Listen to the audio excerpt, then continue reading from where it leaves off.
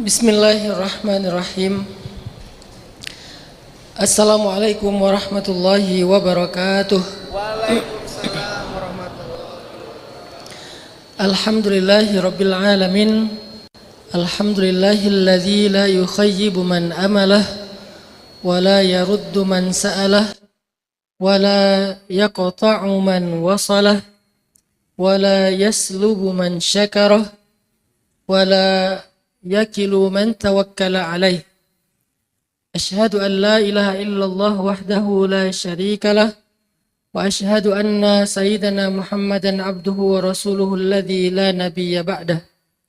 Allahumma salli ala sayyidina Muhammad wa ala alihi wa ashabihi wa sallim. Rabbi syrah li sadri wa yassir li amri wa hlul 'uqdatan min lisani yafqahu qawli. Teman-teman anak-anak muda Bandung yang dirahmati Allah Subhanahu wa taala, ahlan wa sahlan di dalam halaqah atau majelis tongkrongan kita pada malam ini. Seyogyanya tongkrongan kita adakan 2 pekan sekali di Masjid Trans. Akan tetapi karena pekan ini kita kedatangan guru-guru kita yang mulia, para asatis Azhari dari Al-Azhar yang berasal dari Aceh, sehingga pada malam ini, pada pekan ini kita majukan jadwal sharing kita yang harusnya pekan depan, karena pekan kemarin udah ya, jadi harusnya 2 pekan setelahnya. Dan insya Allah pembahasan kita masih melanjutkan apa yang semalam kita bahas tentang memperbaiki persepsi dan iman kita kepada Allah Subhanahu wa taala. Kalau kemarin judulnya Allah apa maumu? Kalau malam ini judulnya adalah overthinking terhadap Allah Subhanahu wa taala. Untuk membuka topik yang nanti akan kita dengarkan ilmunya dari guru-guru kita, yaitu Ustadz Dr. Amri Fatmi LCMA dan juga Ustadz Abu Huzaifah LCMA, saya ingin berbagi sebuah kisah dengan teman-teman sekalian. Kisah ini saya dengar dari cerita seorang syekh. Suatu ketika ada seorang syekh yang di kota Jeddah, beliau ingin melakukan perjalanan pulang ke kampung. Jadi beliau bukan orang Jeddah, tapi beliau ke Jeddah hanya untuk menyampaikan ilmu dan nasihat. Ketika beliau ingin terbang balik ke kampungnya naik pesawat, di bandara ada seorang laki-laki yang beri beliau. Terus laki-laki ini ngomong, "Syekh, apakah Anda yang kemarin ceramah di masjid A?" Kata beliau, "Ya, saya kemarin ceramah di masjid itu. Syekh, saya ingin bicara sebentar saja. Saya ingin menyampaikan sebuah kabar gembira. Bahwa saya ini sudah 1 tahun mengalami satu masalah. Saya punya teman setahun yang lalu yang meminjam uang kepada saya sekian ratus ribu real, uang yang cukup besar.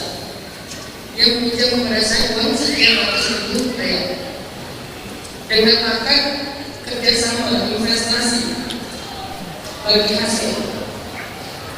Tapi setelah saya memberikan pinjaman kepada dia atau memberikan investasi kepada dia menghilang.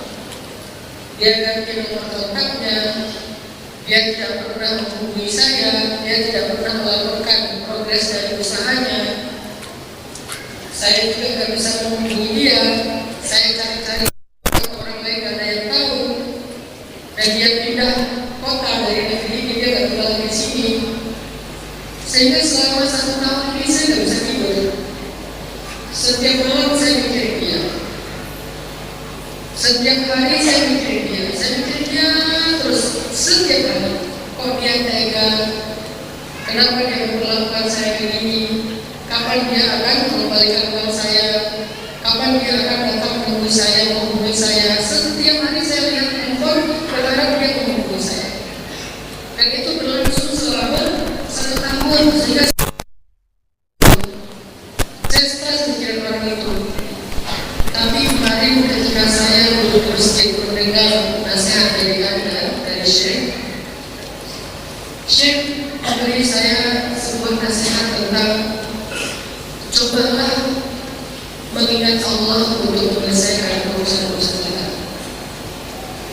Karena kalau kita ingin menyelesaikan urusan kita dengan cara mengingat masalah, dengan cara mengingat makhluk, dengan cara mengingat orang yang membuat masalah, kita tidak mendapatkan apa-apa dari ingatan itu. Tapi coba diganti, mulai sekarang ingat Allah. Dan waktu itu saya merasa bahwa nasihat Syekh itu tepat sekali dengan apa yang sedang saya alami. Sehingga seketika saya beristighfar, astagfirullahaladzim, ya Allah maafkan saya. Setahun saya lupa kepada-Mu. Saya hanya fokus kepada masalah dan bukan masalah. Saya hanya fokus kepada makhluk. Saya hanya fokus tentang urusan saya, tapi saya lupa kepada Engkau yang menyelesaikan segala urusan. Sehingga seketika saya beristighfar, saya mulai mengingat Allah, mengingat kebesaran Allah, kebaikan Allah, Allah satu-satunya harapan, hasbiyallah, la haula wala quwwata illa billah dan seterusnya. Maka Syekh setelah pengajian itu, saya keluar dari masjid, di dalam mobil tiba-tiba handphone saya berbunyi. Saya tidak kenal nomornya karena tidak terdaftar. Saya angkat telepon itu, tiba-tiba seseorang berkata, "Ya Fulan, masih ingat saya? Siapa kamu? Saya adalah teman kamu yang setahun lalu kita punya urusan, punya kerjasama." "Oh iya, kamu Fulan, kemana aja? Maafkan saya hilaf. Saya tidak pernah menjawab. Tetapi insya Allah mulai sekarang saya berjanji saya akan mengembalikan harta kamu, hak kamu. Mohon kirimkan nomor rekening. Saya akan cicil mulai hari ini juga." Kemudian orang ini mengirimkan nomor rekening. Dalam hitungan beberapa menit masuklah dana ke dalam rekening tersebut secara bertahap. Kemudian dia mengatakan, "Ya Allah, baru sebentar saya ingat Engkau, maka Engkau telah menentukan kepada saya jalan keluar dari masalah saya. Setahun saya mikirin makhluk, setahun saya mikirin masalah, setahun saya bertawaf di bumi mencari orang yang bisa saya minta tolong, saya tidak mendapatkan apa-apa dari urusan saya. Tapi baru saja saya berbaik sangka kepadamu, saya belum berbuat apapun selain berbaik sangka kepadamu. Engkau telah menunjukkan keajaiban dan jalan keluar dalam kehidupan saya."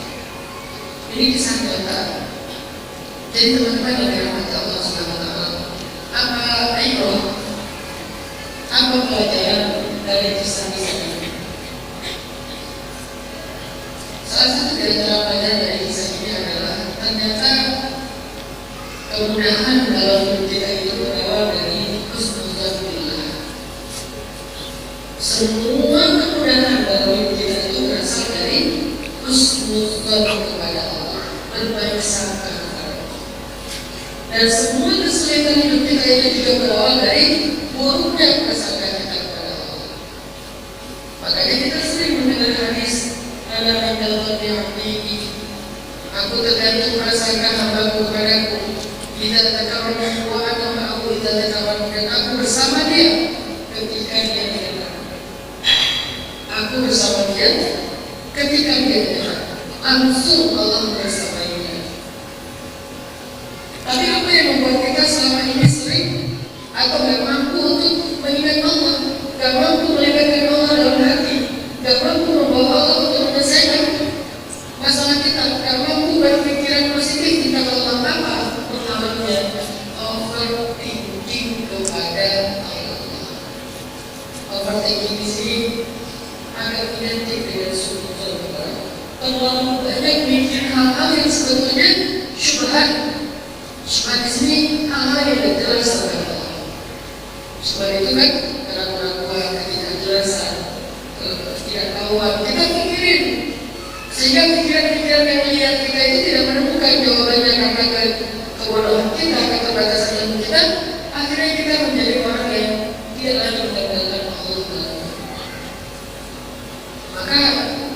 sekali bagi kita untuk membuka keraguan-keraguan itu, kita syubhat itu dari pikiran kita dan belajar kepada para ulama.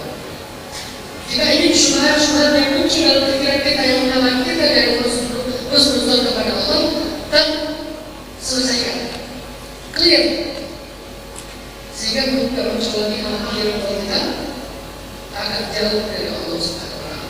Maka malam ini kita akan mencoba untuk menemukan sebagian dari jawaban-jawaban itu yang membuat kita tuh galau tentang Allah.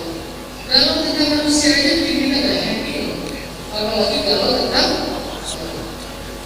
malam ini kita akan dengarkan dari Ustaz Dr. Amrifah bin Ustaz Abu Zaimah hal-hal yang membuka pandangan kita sehingga membangun keyakinan kita, baik dari sisi logika filsafat berpikir maupun dari sisi pandangan sunnah atau pandangan hadis Nabawi atau hadis Nabi Sallallahu Alaihi Wasallam. Sehingga dengan demikian tidak ada lagi alasan kita untuk jauh dari Allah dalam pikiran dan hati kita. Maka karena malam kemarin kita mempersilakan Ustaz Abu Zaimah untuk pertama bicara, kita sampaikan malam ini kita akan berharap ya. Malam ini kita akan berharap dan mempersilakan Ustaz Dr. Amrifah untuk membedah overthinking kita tentang Allah. Kenapa Allah menciptakan perburukan? Kenapa Allah begini? Kenapa Allah begitu? Kenapa? Sebetulnya kata kenapa itu ada dua salah. Walaupun yang kita tanyakan itu sepele, tapi kata kenapa itu dua salah. Kenapa itu cuma buat kita? Kalau buat Allah bukan kenapa. Buat Allah itu harusnya lebih boleh Allah. Tapi kan namanya manusia harus berjawab. Kebenaran saya nggak bisa jawab, maka saya berharap Ustaz Dr. Amrifah bisa jawab. Silakan.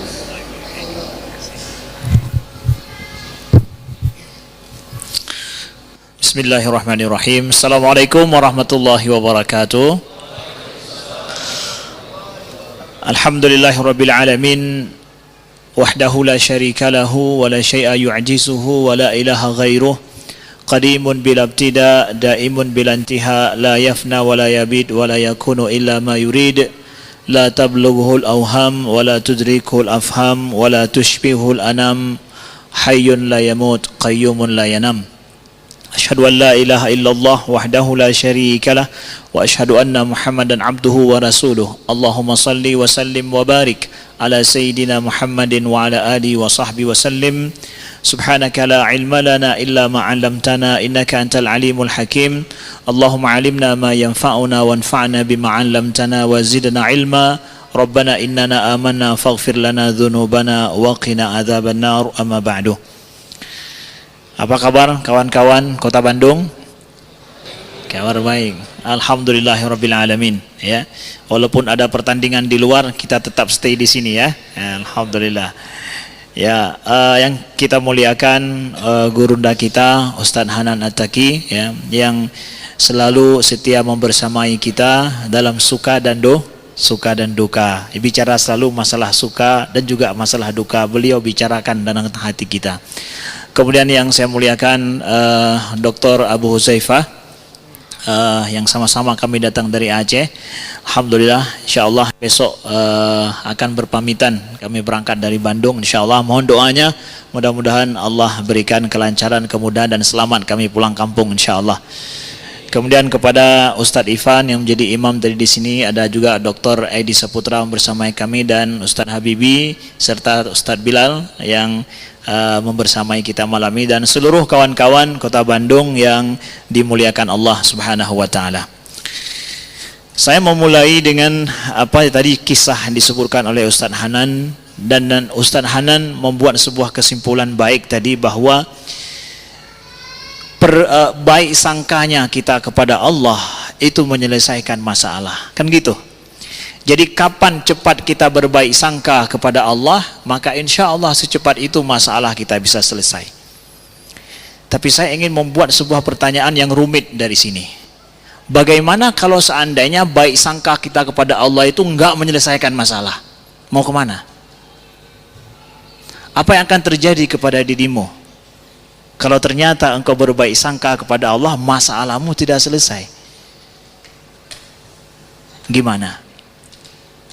Ini pertanyaan yang kita simpan dulu nih, ya. Kita simpan dulu. Nah. Saya ingin ceritakan juga sebuah kisah yang mungkin kawan-kawan semua tahu.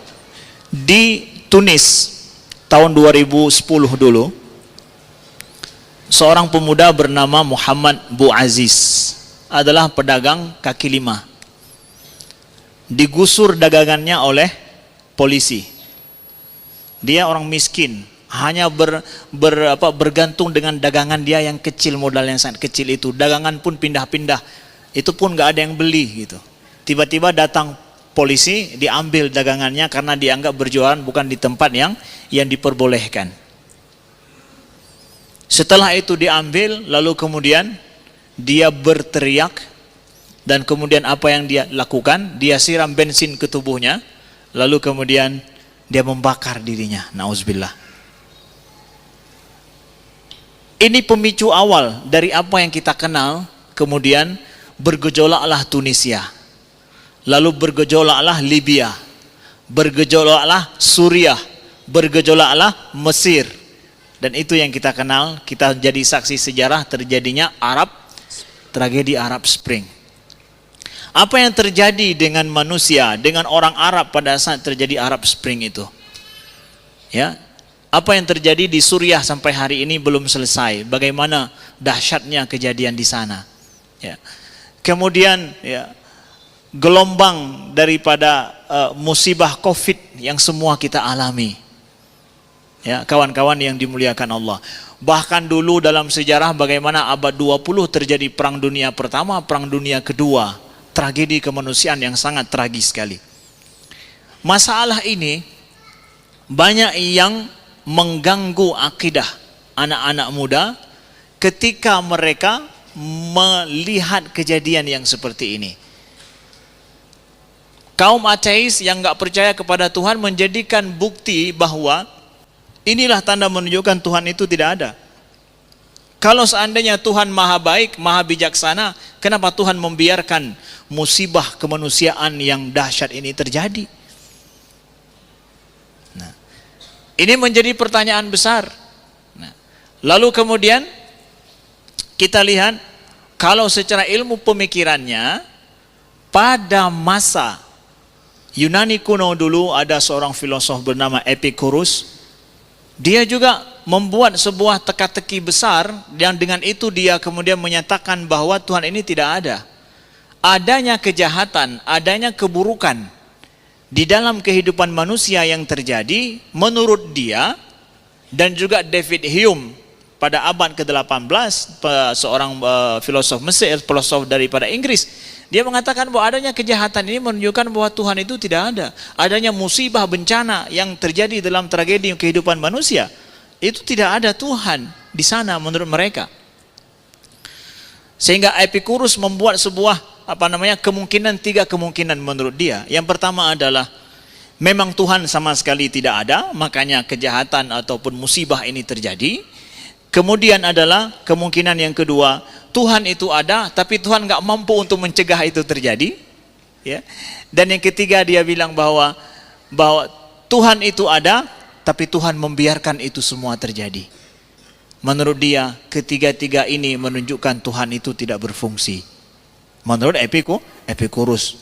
Nah, jadi dalam ilmu pemikiran dan juga menjadi pemikiran sebahagian anak muda yang banyak membaca, banyak menelaah adanya musibah-musibah seperti ini, atau mungkin seperti disampaikan oleh Ustaz Hanan tadi, ada musibah terjadi pada diri dia sendiri, dia berbaik sangka kepada Allah, tapi dengan baik sangkanya dia justru tidak sanggup bertahan, nggak juga selesai urusannya.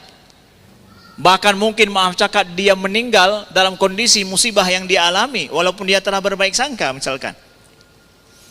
Kita mempertanyakan kenapa ini bisa terjadi gitu. Nah, ini kawan-kawan penting untuk kita pahami konsep secara islaminya seperti apa masalah seperti ini. Maka mari kita lihat kawan-kawan yang dimuliakan Allah. kepada bahwa musibah kalau boleh kita klasifikasikan atau kejahatan dilakukan oleh manusia atau musibah bencana dalam hidup. Ada bencana yang merupakan tuh nggak ada hubungannya dengan manusia, tapi itu terjadi tanpa ada kehendak manusia sama sekali. Contohnya apa? Ingat tragedi tsunami di Aceh? Ya? Bagaimana tsunami di Aceh? Nggak ada campur tangan manusia di sana. Gempa bumi yang terjadi, kemudian tanah longsor yang terjadi, ya, banjir yang terjadi, ya. Anggaplah banjir ini nggak ada hubungannya dengan bencana-bencana alam yang terjadi, yang korbannya adalah manusia. Yang model seperti ini, musibah ini tanpa ada campur tangan manusia. Kemudian ada kejahatan, musibah yang terjadi adalah ulah manusia itu sendiri, adanya pembunuhan, adanya pengkhianatan terhadap orang lain, seperti Ustaz Hanan sampaikan tadi kisahnya, misalkan ada yang ulah tangan manusia, terjadi musibah yang besar. Adanya kejahatan terus menerus terjadi di kalangan manusia. Ini kenapa? Nah, kalau kita pilih dua hal ini seperti ini, maka kita akan bicara secara lebih kita pilah-pilah supaya lebih mudah kita pahami. Mengenai dengan masalah musibah yang terjadi yang nggak ada campur tangan manusia di situ. Secara akidah kita meyakini bahwa masya Allahu kana wa ma lam yasha' lam yakun. Itu konstanta akidah kita. Bahwa apa yang dikehendaki oleh Allah terjadi di bumi ini, di alam ini, dan apa yang tidak dikehendaki oleh Allah itu tidak terjadi. Itu tidak boleh goyang konstanta akidah kita. Itu adalah keyakinan kita. Apa yang dikehendaki Allah terjadi, yang enggak dikehendaki Allah tidak terjadi. Jadi, kalaupun ada Allah, ada Tuhan, yang seperti ini boleh saja terjadi. Kita mengatakan kepada orang yang berpikiran seperti Epikurus sampai hari ini, ada, walaupun itu ada filosof Yunani kuno, tapi pemikiran, yang namanya pemikiran tidak pernah out dia. Bisa saja hidup lagi, bisa saja kemudian dipikirkan oleh orang setelah itu dan diteruskan. Boleh aja, kalaupun ada Tuhan, yang seperti ini boleh terjadi. Nggak ada bentrok secara logika adanya Tuhan dengan kejadian yang seperti ini, bencana ataupun hal-hal yang kejahatan itu terjadi. Bahkan kita secara Islam mengatakan boleh saja Tuhan menginginkan itu terjadi. Emangnya nggak logis? Logis aja, Tuhan menginginkan itu terjadi. Tapi kan Tuhan itu maha pengasih, maha penyayang, ya. Tapi kan Tuhan itu maha bijaksana, maha rahman, maha rahim. Bagaimana itu bisa terjadi? Kita secara islaminya kita katakan boleh ada Allah, ada Tuhan, itu semua boleh terjadi. Enggak bentrok dengan logika. Kemudian kita sampaikan lagi bahwa kejadian yang enggak ada hubungan manusia atau campur tangan kehendak manusia di situ, itu boleh terjadi. Ada di belakang daripada itu bukanlah sesuatu yang sia-sia. Nah, ini yang diajarkan dalam agama kita. Kalaupun itu terjadi, maka tidak ada kesia-siaan bagi manusia di situ. Nabi kita mengajarkan, sebagaimana mungkin nanti Abu Zaifah akan menjelaskan, bahwa orang yang mati dalam tenggelam, mati dalam tertimbun, kemudian kebakaran dan yang lain, itu pahalanya dapat apa? Syahid. Nah, ini dia. Kalau kita nggak percaya akan akidah seperti ini, sia-sia betul memang. Musibah itu sia-sia betul, konyol betul itu. Musibah itu kekonyolan hidup kita. Makanya orang yang nggak percaya akan adanya Allah, akan adanya Tuhan, mempermasalahkan musibah seperti ini. Kenapa? Nggak ada makna di belakang daripada itu. Kekonyolan yang akan terjadi dalam hidupnya. Makanya dia mempertanyakan.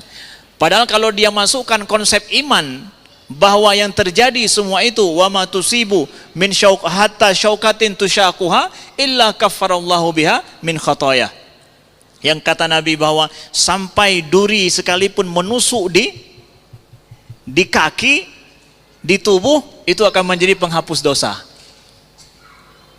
Dengan dimasukkan konsep akidah seperti ini, udah apapun yang terjadi itu, ya, itu akan kembali kebaikannya bagi manusia. Bagi manusia, Allah memperhitungkan itu semua. Baik tertimbun, tertimpa, bahkan orang yang meninggal sakit perut, ya. Ada hadisnya meninggal sakit perut, ya. Gara-gara sakit perut dia meninggal. Bahkan saya baca ada ulama fikih yang mengatakan bahwa yang meninggal karena rindu juga dianggap mati syahid. Ya, rindu betul dan karena cinta dia, cinta yang gak kesampaian. Ingat kisah yang ditulis oleh Hamka, W. Hamka, ya, bagaimana kisah tenggelamnya kapal Van der Wijk itu. Itu kan sangat manusiawi sekali kisahnya. Seseorang yang cintanya nggak kesampaian sampai dia sakit, bahkan yang meninggal gara-gara cinta yang nggak kesampaian. Ada ulama yang menganggap itu adalah termasuk meninggal karena cinta yang tidak terbalas, yang tidak dia dapatkan dalam hidup, itu juga dapat pahala syahid. Jadi agama ini, Islam ini, akidah Islam ini memberikan makna besar dalam kehidupan. Jadi kalaulah misalkan kawan-kawan berbaik sangka kepada Allah, masalah juga belum selesai, nggak akan kufur pada Allah. Kita masih tetap terus berbaik sangka sampai hari kiamat, sampai mati aku akan siap berbaik sangka. Sampai Nabi katakan, siapa di antara kalian yang akan mati, hendaklah berbaik sangka dulu sebelum mati, ya kan? Hadisnya nanti disebutkan oleh Abu Zaifah. Kalau sanggup, jangan mati dulu ya, tunda mati sebelum berbaik sangka dulu. Jadi sampai ke sononya baik sangka kita kepada Allah. Karena apa? Nih dia. Nah. Lalu adanya musibah besar seperti itu juga adalah, di samping Allah berikan makna seperti ini kepada kita, manfaat kepada kita secara akidah, begitu juga secara kemanusiaannya. Adanya musibah besar yang gak ada hubungan kita dengan musibah itu, gak ada campur tangan manusia, mutlak terjadi dengan sendirinya karena kehendak Allah. Itu Allah ingin memicu ataupun mengharapkan bagaimana munculnya akhlak mulia dari manusia itu sendiri. Pada saat terjadi seperti ini, mana pribadi-pribadi yang mulia? Alladzina yunfiquna fi sarra'i wad dharra, kata Allah. Ulaika humul muhsinun, ya? Bahwa mereka yang berinfakkan hartanya dalam kesusahan dan kesulitan, mereka itulah Allah sebutkan di akhir ayat adalah mereka adalah orang-orang muhsin yang sebenarnya, orang yang berbuat baik. Jadi adanya musibah, bencana, banjir dan yang lain itu semua adalah untuk Allah ingin melihat siapa di antara kalian yang memiliki jiwa kemanusiaan yang murni, yang dengan jiwa kemanusiaan, kemuliaan dirinya, akhlak yang baik, etikanya, dan dia nampakkan kebaikan diri selaku manusia, terasa terenyuh hati melihat itu, Allah akan ganjari engkau adalah pribadi manusia yang baik. Kenapa? Ada loh orang yang kan terpicu rasa kemanusiaan yang mulia dari dirinya ketika melihat yang seperti itu. Nah, maka itu Allah uji untuk melihat siapa di antara kita seperti itu. Maka ramai-ramai kita turun tangan. Yang dulu nggak tersentuh hatinya, ini tersentuh hatinya, renyuh hatinya. Dia nampakkan kepribadian dia yang terbaik yang dia miliki. Dia bantu saudaranya. Nah, kemudian sisi yang misalkan ini ada campur tangan manusia, adanya pembunuhan, adanya perang, misalkan seperti perang Nazi dulu, apa yang terjadi dengan Pol Pot misalkan, kemudian banyak kisah-kisah perang sampai hari ini. Bashar Assad di Suriah sampai hari ini belum selesai misalkan. Begitu juga Israel di Palestina, ya, belum selesai. Itu adalah ulah tangan manusia. Ini yang terjadi. Kenapa Allah membiarkan ini terjadi? Nah, kawan-kawan yang dimuliakan Allah, kalaulah kita berpikir kenapa Allah membiarkan ini, tunggu dulu. Kita kembali kepada pertanyaan yang kemarin malam pernah kita tanyakan. Kalau seandainya manusia disuruh pilih, mau hidup bebas berkehendak atau mau hidup dipaksa satu arah saja, mau pilih mana? Mau hidup terpaksa, dipaksa Tuhan, atau mau hidup bebas berkehendak? Mau bebas berkehendak. Allah berikan kebebasan berkehendak. Pilih yang mana yang baik menurutmu. Lakukan sesuka hatimu, tapi ingat kau akan bertanggung jawab terhadap itu. Jadi ketika Allah memberikan kebebasan manusia berkehendak, bukan Allah zalim, tidak. Yang zalim kalau dibiarkan. Kalau dibiarkan tanpa diminta tanggung jawab. Tapi Allah memberikan kita kebebasan berkehendak, semua manusia, mau yang mukmin atau kafir bebas berkehendak, tapi ingat, faman ya'mal mithqala dzarratin khairan yarah, ingat ya, wa may ya'mal mithqala dzarratin syarran yarah. Adil itu Allah. Karena apa? Enggak dibiarin begitu aja. Akan ada pertanggungjawaban. Kamu mau bebas kan? Nah, maka terjadinya kejahatan, terjadinya peperangan, terjadinya masalah yang dilakukan oleh manusia sesama kita, na'udzubillah, itu adalah wujud daripada kebebasan yang dipilih manusia untuk hidup bebas, dan Allah berikan kehendak manusia untuk bebas hidupnya walau nanti diminta tanggung jawab. Maka jangan salahkan Tuhan. Maka orang ateis yang nggak percaya pada Tuhan, ketika dia mengatakan bahwa kenapa Tuhan membiarkan, kenapa Tuhan, engkau mau lari dari tanggung jawabmu ya? Kita akan bertanya bahwa engkau yang menyalahkan Tuhan gara-gara perbuatan sesama manusiamu, engkau mau lari dari tanggung jawabmu ya? Ini orang-orang yang nggak mau tanggung jawab terhadap apa yang terjadi sama mereka gitu. Allah akan minta tanggung jawab itu. Wujud daripada kebebasan kita. Maka pakailah kebebasan ini dengan cara yang benar untuk mendamaikan, menenteramkan, menyebarkan kebaikan kepada manusia sebanyak-banyaknya. Ini yang diajarkan oleh agama. Ini yang diajarkan oleh Islam. Kawan-kawan yang dimuliakan Allah. Ya. Mungkin sudah sampai 20 menit lebih. Ya. Senanan ya. Ya, terima kasih. Ya, insyaallah kita akan dengarkan paparan dari Ustadz Abu Huzaifah. Ini prolog dari saya. Ya, kalau tidak ada pertanyaan lebih baik nanti.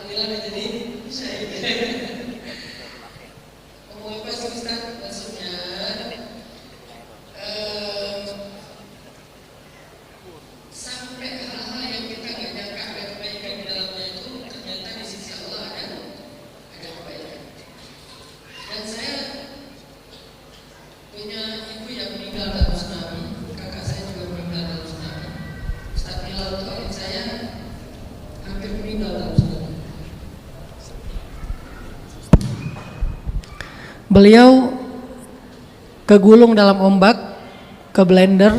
Beliau cerita gimana mengerikannya tergulung dalam ombak tsunami. Kepala beliau luka besar sampai dijahit berapa kali. Punggung beliau lebih besar lagi lukanya sampai dijahit berapa kali, dan itu pengobatannya lebih dari 1 tahun. Ketika beliau sendawa, ketika beliau sendawa itu kerasa lumpur tsunami-nya itu kerasa, aroma lumpur tsunami-nya itu kerasa, kata Ustadz Bilal. Saya berpikir ibu saya meninggal tsunami itu kasihan sekali ya gitu, meninggalnya kok tsunami, seolah-olah meninggal di atas tempat tidur itu lebih mudah daripada meninggal dalam ombak tsunami. Tapi malam ini saya mendengar sebuah kalimat yang luar biasa dari Ustadz Amri Fatmi, yang pastinya terinspirasi dari hadis Nabi. Orang yang meninggal karena tenggelam itu adalah orang yang mendapatkan pahala syahid.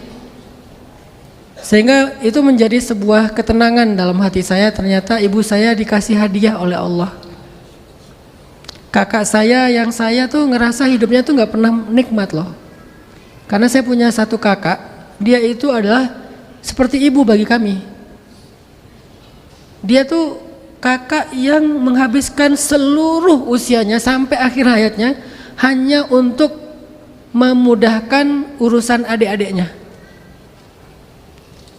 Dia sekolahnya nggak benar gara-gara kami, dia nggak punya waktu untuk dirinya gara-gara kami, dia repot setiap hari gara-gara kami. Saya sampai berpikir, apa nikmat hidup kakak saya itu? Kayak nggak ada nikmatnya hidup dia. Kalau dari angle saya, seluruh hidup dia itu adalah pengorbanan untuk kami adik-adiknya. Diandalkan banget sama ibu saya. Ternyata karena pengorbanan itu Allah memberi dia hadiah pahala syahid. Jadi kakak saya dapat pahala syahid, ibu saya dapat pahala syahid, insya Allah. Saya punya adik satu lagi, kakaknya Bilal, nggak kegulung, dia udah lari duluan. Kenapa dia lari nggak nolongin ibu? Kalau Bilal lari duluan juga, tapi pas ngeliat ibu tahan karena masih sakit nggak bisa lari, dia balik. Tapi nggak usah di slow motion ya. Dia balik nolongin ibu. Kalau adik saya satu lagi kenapa nggak balik? Pas ditanya sama Bilal, bang kenapa abang nggak nolongin kak ibu, nggak nolongin emak? Aku hari itu nggak sholat subuh. Dia hari itu nggak sholat subuh. Kalau aku mati masuk neraka aku, karena aku nggak sholat subuh. Sholat subuh menyelamatkan dia dari tsunami. Nggak sholat subuh menyelamatkan dia dari ingat sholat subuh menyelamatkan dia dari tsunami. Baru ingat ya, itu lebih bagus lagi tuh ungkapannya. Ingat sholat subuh yang tertinggal menyelamatkan dia dari tsunami. Gimana kalau dia sholat subuh? Luar biasa ya. Ada satu ungkapan yang disampaikan oleh Syekh Ratib Nabulsi, seorang ulama ahli wa'az yang suka memberi nasihat yang lembut banget, dan saya suka mendengar nasihat beliau. Berbahasa Arab, tenang, ada subtitlenya. Beliau bilang gini, Innallaha idza ahabba 'abdan ibtalah wa idza sabara adhashahu bil 'ata. Allah itu kalau suka sama hamba malah dikasih ujian. Unik ya. Kita kalau suka sama orang kasih hadiah. Kalau kita suka sama orang kita kasih kemudahan, kita bantu dia. Allah kalau suka sama hamba, ibtalah, Allah malah nguji dia. Sehingga hanya hamba-hamba yang bodoh yang nggak ngerti maunya Allah terus mempertanyakan, kok Allah gini sama saya? Overthinking sama Allah. Kenapa Allah tega memperlakukan saya kayak gini? Kurang sulit apa hidup saya? Masih aja diginiin sama Allah. Kayaknya Allah tuh sasarannya saya terus. Kayaknya Allah tuh nggak senang ngelihat saya happy sebentar. Muncul overthinking kepada Allah sampai insomnia. Padahal Allah tuh kalau suka kepada hamba malah ngasih ujian. Nah, tapi jangan baca sampai di sini ya. Ada kalimat berikutnya. Kalau dia bersabar, ada hasyahu bil ata. Ada hasyahu itu dari kata dahsyah. Dahsyah itu jadi bahasa Indonesia dahsyat. Allah akan ngasih dia hadiah, anugerah, kejutan yang Allah sendiri merasa itu dahsyat. Bukan kita yang merasa dahsyat. Allah aja ngerasa itu dahsyat. Artinya di sisi Allah itu sesuatu yang sangat dahsyat. Yang Allah sendiri ngerasa itu sebagai sebuah berita gembira. Nggak mungkin bikin kita nggak gembira. Nggak mungkin. Dari mana kalimatnya? Wa basyiris sabirin. Sampaikan berita gembira kepada orang yang sabar. Sabar itu adalah suasana kita atau kondisi kita saat kita diuji. Saya lagi belajar sabar. Sabar apa? Sabar untuk menikmati kebahagiaan. Sabar karena lagi dapat habis gajian. Kamu sabar banget ya. Sabar apa? Dapat gajian. Kan gak ada ya. Yang namanya sabar itu karena belum digaji. Sabar karena belum dibayar. Sabar belum dibalikin duit pinjamannya. Sabar. Maka dalam kondisi sabar itulah Allah Subhanahu wa taala adhasyahu bil ata wa basyiris sabirin, justru dikasih ujian, dikasih nikmat yang besar. Analoginya gimana sih? Analoginya gini, nih biar Nggak tahu nih filsafatnya masuk enggak nih menurut Ustadz Amri ya. Ada anak pakai handphone, harga handphonenya 3 juta. Kameranya ya gitu deh. Dia pakai kamera depan, aduh kok wajah saya gelap ya. Dia ganti kamera depan, kok makin gelap ya. Nggak pakai kamera, oh lebih gelap aslinya. Ternyata yang salah bukan kamera, tapi wajahnya. Kameranya biasa aja, RAM-nya kecil, kemudian prosesornya kecil, kapasitas storage-nya kecil, ngedownload apa-apa full, baru foto sekali nggak bisa lagi karena udah full. Tapi dia pakai terus buat nelpon, buat kerja, buat sekolah, handphone itu ya. Dan dia merasa, alhamdulillah saya dikasih handphone sama ayah saya nih, harganya 3 juta. Tiba-tiba sama ayahnya bilang, balikin handphonenya. Sini. Ayahnya nggak ngomong apa-apa, pokoknya sini handphone kamu balikin. Terus dia karena ini pemberian ayahnya, nih pak, diambil handphonenya sama ayahnya. Setelah diambil, dia lihat anaknya diam aja. Terus dia balik ke kamar. Terus besoknya dia aktivitas. Pulang dari sekolah hari kedua, dia masuk kamar, dia lihat ada 1 bungkus kado untuk AA dari papa. Pas dibuka, isinya handphone yang kameranya 3, yang harganya di atas 25 juta, yang isinya 1 tera, yang pokoknya lengkap banget. Akhirnya dia langsung lari nyari ayahnya, papa gitu ya. Itu mah cewek ya. Kalau kita mah, kalau cowok mah diam-diam aja ya. Tapi terharu. Sehingga dia merasa, terima kasih ya udah mengambil handphone saya dan diganti dengan yang lebih baik. Itulah yang Allah lakukan kepada kita. Gak pernah Allah mengambil sesuatu terus gak dibalikin yang lebih baik kalau kita sabar. Itu gak pernah. Cuman masalah timing aja. Ada yang sehari, ada yang seminggu, ada yang sebulan, ada yang setahun. Tapi kenapa harus lama-lama Ustadz? Bentar, jawabannya juga ada nih. Makin lama dibalikin, makin spesial yang mau dikasih. Makin lama ditunda, makin lama ditangguhkan, makin lama kita menunggu, makin spesial yang mau dikasih. Ya Allah, saya kehilangan sesuatu kemarin. Semoga dikasih ganti yang lebih baik hari ini. Kemarin ya. Ya Allah, saya kehilangan sesuatu bulan lalu. Semoga diganti yang lebih baik hari ini. Ya Allah, saya kehilangan sesuatu tahun lalu. Belum diganti sampai sekarang. Ya Allah, saya kehilangan sesuatu 10 tahun yang lalu. Sampai sekarang belum diganti. Semakin lama itu berarti semakin spesial. Tenang. La tahzan. Jangan suudzon dulu sama Allah.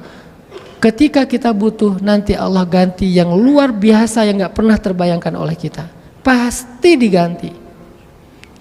Jadi kalau sekarang misalnya kita belum mendapatkan gantinya, jangan langsung disimpulkan enggak diganti. Kata Ustadz Hanan diganti, saya udah nunggu sebulan gak diganti. Makin lama makin spesial. Terus aja sampai ketika mereka bertanya, mata nasrullah, ala inna nasrullahi qarib. Ada, udah dekat. Kenapa kok udah dekat? Bukannya udah lama banget saya nunggu. Makin lama berarti makin dekat. Kan itu seperti sebuah perjalanan. Makin jauh kita berjalan, makin dekat kita ke arah tujuan. Bukan makin jauh berjalan berarti makin gak mungkin. Dari mana sih logika itu? Kita mau ke Jakarta, atau lebih jauh lagi deh, kita mau ke Surabaya. Perjalanan tol ke Surabaya itu berapa jam? Gak pernah Ustadz. Oke, saya aja deh, karena saya pernah bolak-balik. Kalau ke Surabaya naik tol, tergantung. Kalau sama Kak Buni cepet ya Kak Buni. Naik tol dari Bandung ke Surabaya itu kurang lebih sekitar 8 jam. Atau sebutlah 10 jam kalau santai ya. 10 jam misalnya. Kok saya udah jalan 8 jam gak sampai-sampai. Ini Surabaya sebenarnya ada gak sih? Ini Surabaya ini ada gak sih? Jangan-jangan Surabaya itu adalah sebuah kota apa misalnya ya? Yang di atas awan itu? Apa? Kota yang di atas awan yang muncul kota hantu gitu. Surabaya ini ada nggak sih? Ya udah deh, lanjutin aja. Udah 9 jam. Surabaya ada nggak sih? Udah 9 jam setengah. Surabaya ada nggak sih? Kayaknya nggak ada deh. Ya udah deh, saya balik arah lagi. Padahal dia udah mau sampai gerbang Surabaya loh, 9 jam setengah.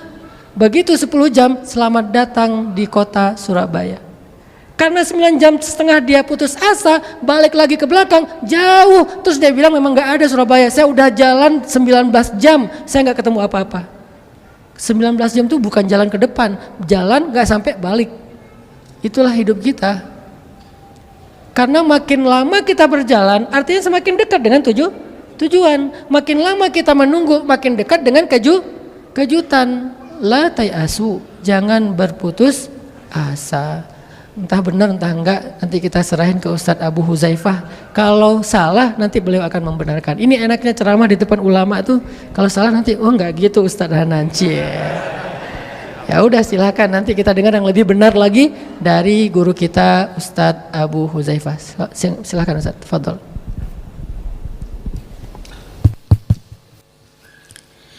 Bismillahirrahmanirrahim. Assalamualaikum warahmatullahi wabarakatuh.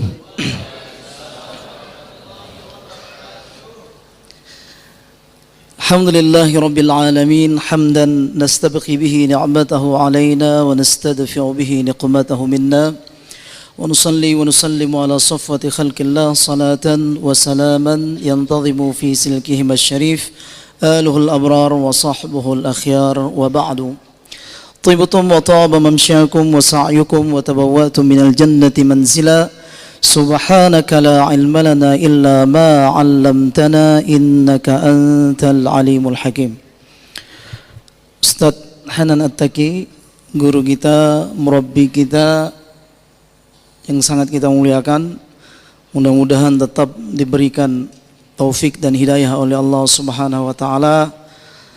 Atalallahu baqa'aka ya Ustadz Hanan, semoga Allah memanjangkan umur Ustadz, wa nafa'allahu bikal ibada wal bilad, dan semoga Allah memberikan kebermanfaatan kepada negeri dan kita semua dengan hadirnya Ustadz. Kemudian Dr. Amri Fadmi, LCMA, sebagaimana yang tadi malam saya sampaikan, salah seorang guru kita yang insya Allah akan mampu memberikan pencerahan kepada kita terkait dengan permasalahan khususnya tauhid dan filsafat. Kemudian juga hadir sahabat-sahabat kami, Dr. Ivan, Dr. Edi Saputra, juga Ustadz Habibi, semuanya dari Aceh, jazakumullah khairan. Kemudian yang saya muliakan seluruh sahabat-sahabat, para pemuda dan pemudi dari kota Bandung. Kembali kita bertemu malam ini di Masjid Trans. Walaupun klub kesayangan kita malam ini bertanding. Saya kalau ingat Persib itu ingat cerita tahun 95 dulu. Jadi kita sejak pertama sekali Liga Indonesia, ketika itu namanya Liga Danhil, bergulir, terus kita ikuti, walaupun klub kesayangan kita Persiraja. Sampai akhir, setiap pulang sekolah saya selalu membaca koran, hingga akhirnya di penghujung final bertemu Persib sama Petrokimia Putra ketika itu. Robi Darwis melawan Widodo Cahyono Putra, dan Persib keluar sebagai juara Liga Indonesia pertama. Terima kasih kepada para supporter Persib. Yang saya nggak ingat ketika itu sudah ada atau belum, tapi saya masih ingat cerita finalnya. Terima kasih untuk kesetiaannya, tetap hadir di sini. Memang setia itu berat, ya kan? Setia itu berat, tapi kita hidup di dunia ini harus memilih, Mudah-mudahan yang berhadir ke Masjid Trans ini semuanya dalam naungan Allah Subhanahu wa taala, rahmat Allah Subhanahu wa taala, hingga kita berpisah dengan alam dunia yang sangat fana ini. Baik, judul kita malam ini juga tidak kalah beratnya dari malam kemarin, overthinking kepada Allah. 20 menit ya. 20 menit. 20 menit. Baik. Sedikit persepsi dari saya atau pandangan saya secara pribadi, overthinking itu dalam pandangan saya tidak masalah. Tidak masalah. Karena memang kita sebagai manusia diberikan akal pikiran, ya kan? Akal pikiran. Bahkan Imam Al-Bukhari, saya pernah membaca, bahkan Imam Al-Bukhari Muhammad bin Ismail Al-Bukhari wafat 2256 Hijriah, membuat sebuah bab, menuliskan sebuah bab subtopik di dalam Sahih Al-Bukhari, yufakkirur rajulu bisyai'i fis salati. Ini seseorang berpikir di dalam salat. Seseorang berpikir di dalam salat. Kemudian para ulama mengomentari, ya, para pensyarah yang menjelaskan Sahih Bukhari mengomentari, at-tafakkuru amrun ghalibun la yumkinul ihtirazu bihi fis salati wala fi ghairiha. Jadi berpikir itu satu hal yang sulit kita hindari, baik di dalam salat ataupun di luar salat. Kenapa? Lima ja'ala lisyaitani 'alal insani minas sabil. Karena memang Allah sudah menjadikan, ini jawaban tadi malam. Karena memang Allah sudah menjadikan setan itu, ya kan, memiliki hak untuk menguasai manusia. Jadi terus kita ini berpikir termasuk di dalam salat. Bahkan Sayyiduna Umar radhiyallahu anhu, beliau sendiri yang mengatakan, saya memikirkan urusan perang di dalam salat. Saya memikirkan urusan pembagian harta rampasan perang Hunain di dalam salat. Jadi berpikir itu sulit untuk kita hindari. Ini yang harus kita fahami, termasuk overthinking terhadap Allah. Jadi yang tadi disampaikan oleh Dr. Amri dengan logika filsafat, bahkan dari para pakar filsafat Yunani kata beliau tadi, saya rasa itu juga tidak salah. Sebuah alur berpikir yang benar. Sebuah alur berpikir yang benar. Karena memang ada pikiran positif, ada pikiran negatif. Nah, pikiran kita misalnya sebagai muslim, Allah Al-Bar, ya kan? Allah Maha Baik. Di antara 99 nama Allah, Allah Al-Bar. Dalam firman-Nya, inna kunna min qablu nad'uhu innahu huwal barrur rahim. Ya kan? Dulu kami menyembahnya, dialah zat yang maha baik dan maha mengasihi. Allah zat yang maha baik. Tapi kenapa Allah menciptakan masalah, menciptakan kejahatan, katakanlah, menghadirkan keburukan? Jika Allah maha baik, itu tentu sebuah alur berpikir yang wajar, tidak salah. Namun di sini yang ingin kita pertegas, khususnya seperti majelis ilmu malam ini, ingat, menuntut ilmu itu penting. Menuntut ilmu itu penting.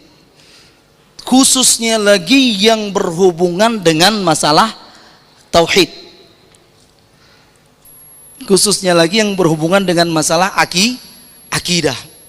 Karena satu-satunya yang akan menyelamatkan kita di dunia ini dan nanti di akhirat adalah jika akidah kita benar. Ini yang harus kita pahami. Berpikir pasti, bahkan selalu, wallahu khalaqakum wa ma ta'malun.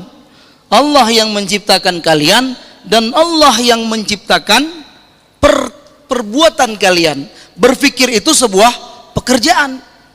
Berpikir itu sebuah perbuatan. Dalam rukun salat 13, niat itu masuk ke dalam rukun fi'li, ya kan? Rukun perbuatan. Nah, kita ingin pikiran-pikiran kita ini, walaupun ada yang positif, ada yang negatif, kita ingin, kita upayakan tetap dalam jalur yang benar, on the track. Nah, ini yang kita inginkan. Nah, kuncinya cuma satu, yaitu belajar. Belajar yang paling utama, khususnya masalah tauhid, agar tidak menyimpang.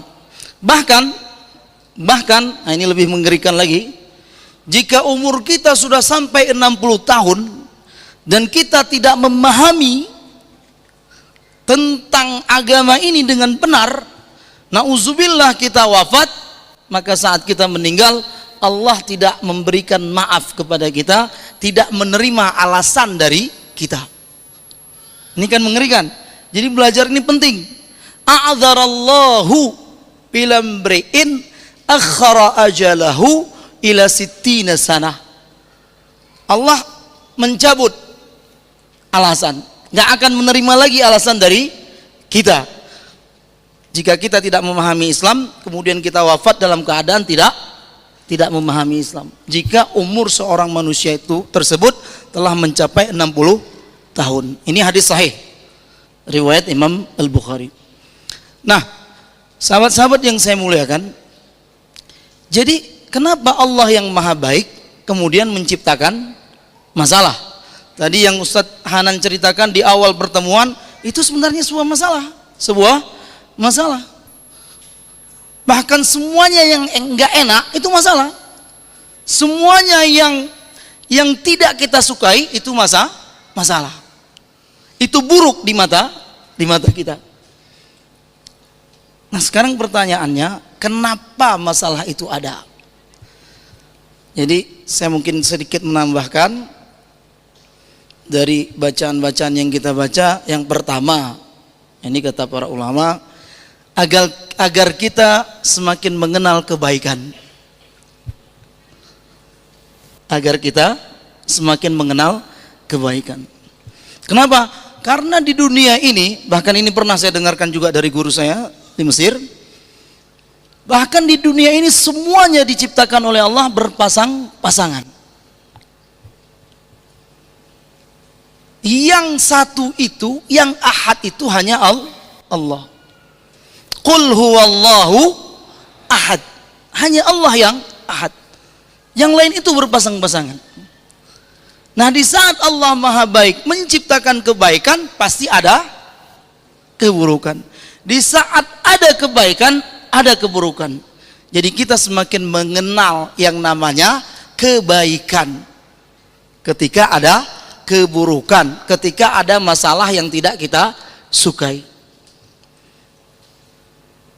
Kemudian agar kita, kata para ulama, kenapa Allah menciptakan masalah? Satu hal yang tidak kita sukai, satu hal yang membuat hati kita ini selalu dalam kesusahan.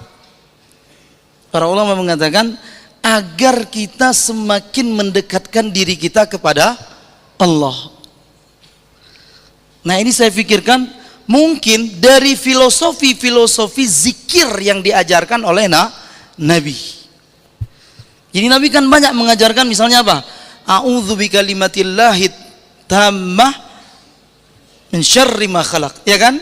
Apalagi bismillahilladzi la yadurru ma'asmihi syai'un fil ardi wala fis sama wa huwas samiul, ya kan? Nah, itu kan zikir-zikir yang kita ucapkan, yang kita baca di pagi dan petang agar kita terjauhkan dari keburukan, dari masalah, dari kejahatan. Jadi semakin dekat kita dengan Allah Subhanahu wa ta'ala. Kemudian juga dikatakan agar kita bertaubat, Di saat kita ditimpakan masalah, maka kita akan bertaubat.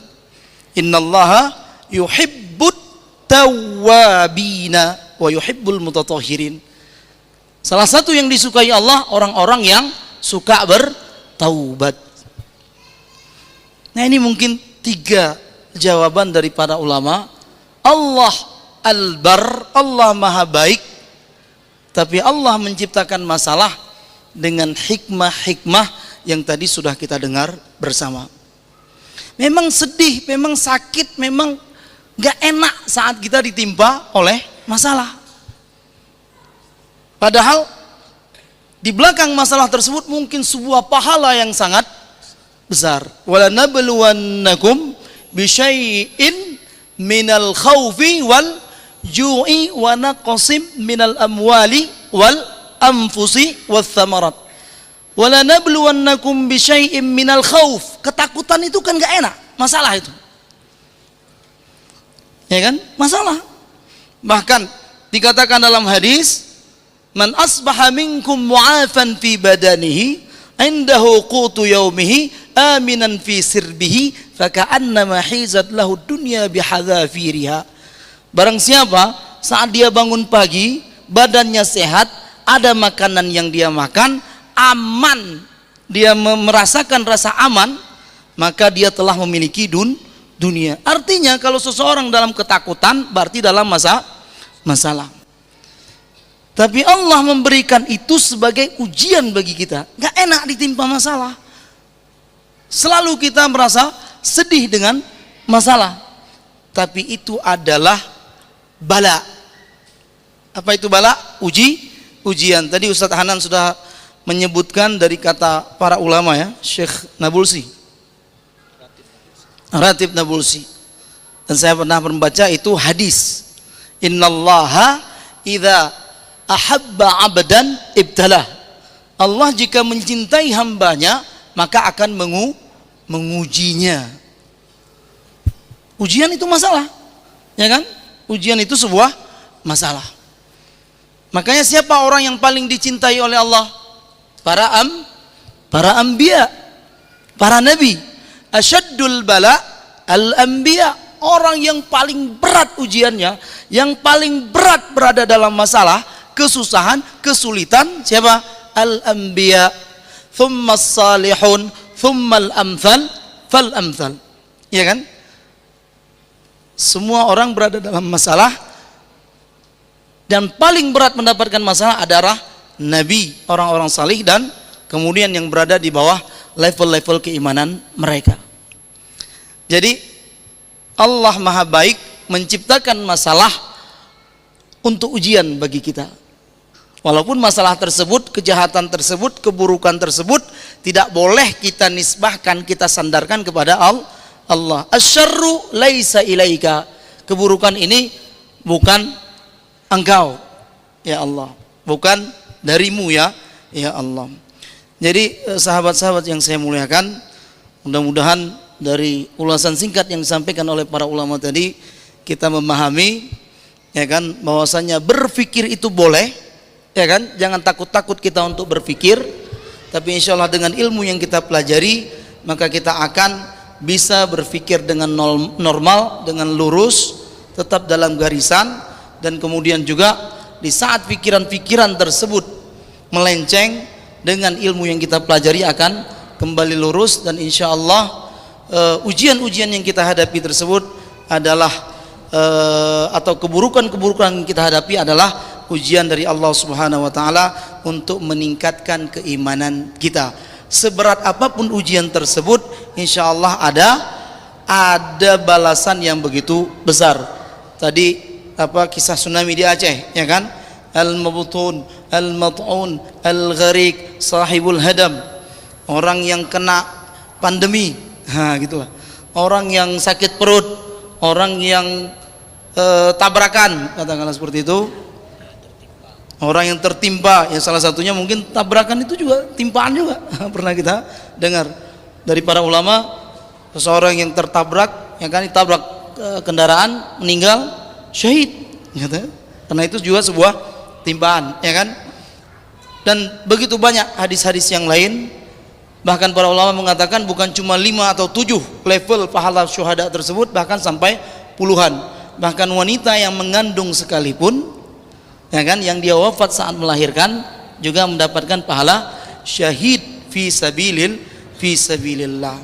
Jadi insyaallah Allah Subhanahu wa taala dengan ujian-ujian yang kita terima akan mengangkat derajat kita di dunia ini, dan insya Allah akan diberikan ganjaran yang berlipat.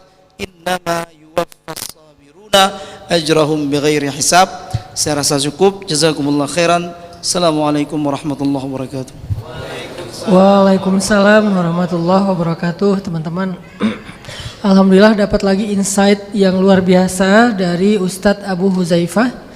Tadi beliau menyempurnakan kalimat yang saya sampaikan, yang saya dengar dari Syekh Ratib Nabulsi. Allah kalau suka sama hamba, maka Allah akan mengujinya. Kalau dia bersabar, Allah akan memberinya ganti ataupun anugerah ataupun reward yang dahsyat. Allah akan memberinya reward yang dahsyat, hadiah yang dahsyat.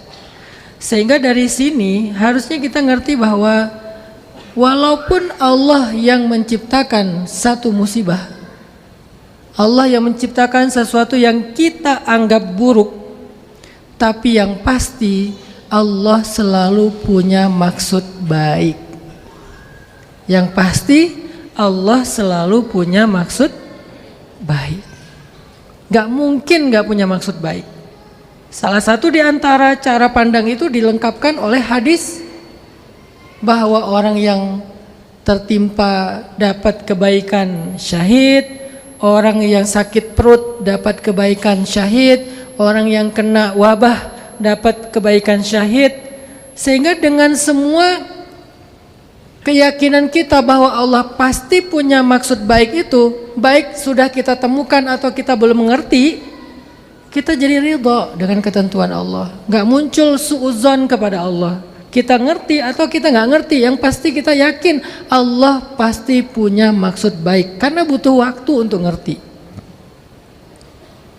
butuh waktu untuk ridha bahwa suami saya meninggal karena pandemi, istri saya meninggal karena pandemi, anak saya meninggal karena pandemi, orang tua saya meninggal kemarin karena pandemi. Tapi begitu kita tahu apa maksud Allah itu baik. Apa? Pengen ngasih hadiah syahid untuk dia.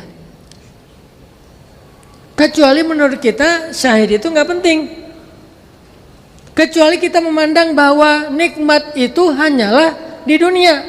Kalau gak dikasih di dunia berarti gak dapat.